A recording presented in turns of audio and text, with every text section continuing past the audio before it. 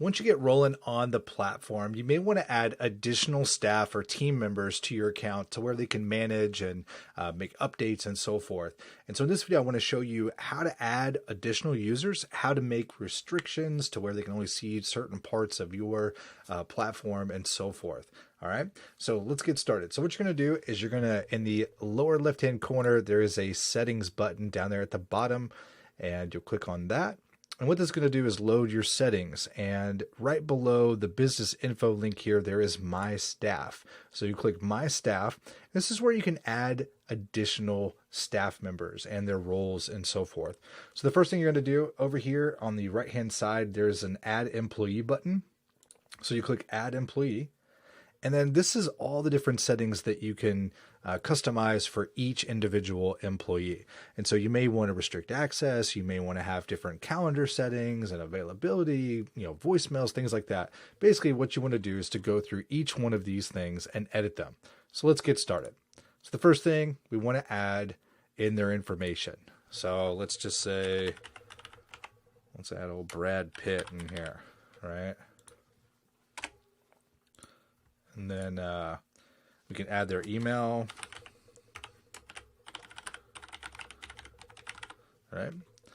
And then a phone number for them. So you can add their cell phones if you want to, like forward numbers and things like that if you want. And then also their password. This is the password that they're going to log in with.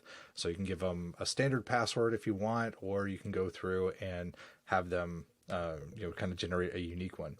And if they ever get logged out, this is where you can also reset their password if they lose it and so forth. All right.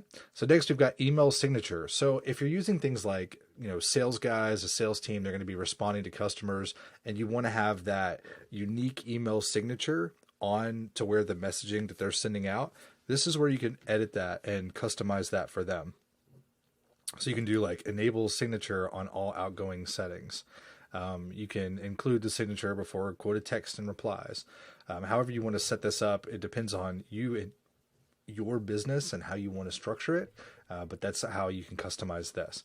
So like if, for example, let's say one of your sales guys has a prospect that they add to the CRM. Well, you don't want a generic message going out to that guy. You want them to be from the sales rep, right? So this is where you customize that for them. Now, next we've got user permissions.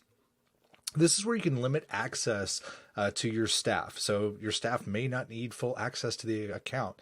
And I strongly recommend that you go through and really think about these settings on what you want to allow and not allow, because if you've got somebody in there, you don't want like your sales guys to be going through and messing up your marketing or your websites and things like that, right? So this is where you can limit those. So just go through each one of these and, limit them to your liking and comfortability and so forth. So maybe you want to, let's say this guy's a sales guy. Well, he doesn't need access to websites. So maybe we just turn off websites for him.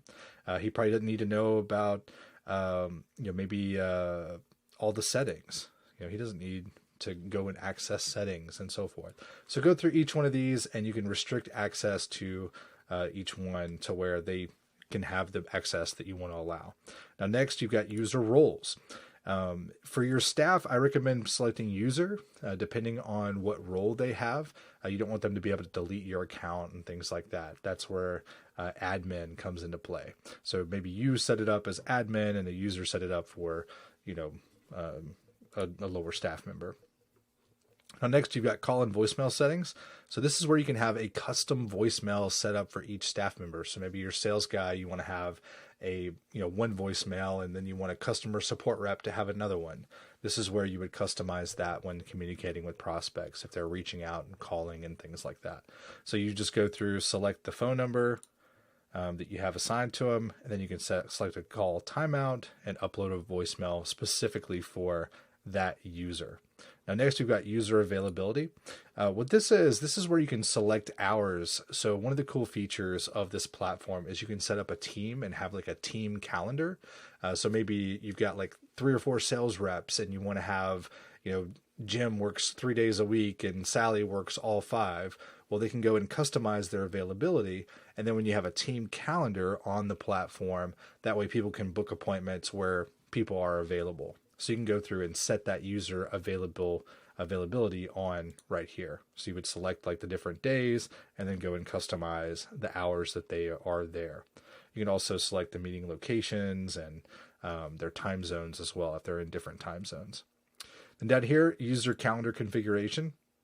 One of the cool features of the platform is that they can actually integrate Outlook and Google and have a calendar set up on those to where when they're sharing their availability and so forth, it connects and integrates with that. So if you've got that already integrated, this is where you would set that up for their calendar. Once you're done, click save, and that should save the user and allow them to log into the account. Now, in our case, we've got a fake person in here, so it's not going to save without a password and so forth. So I'm just going to X out. But once you click save, now they are set up and ready to go.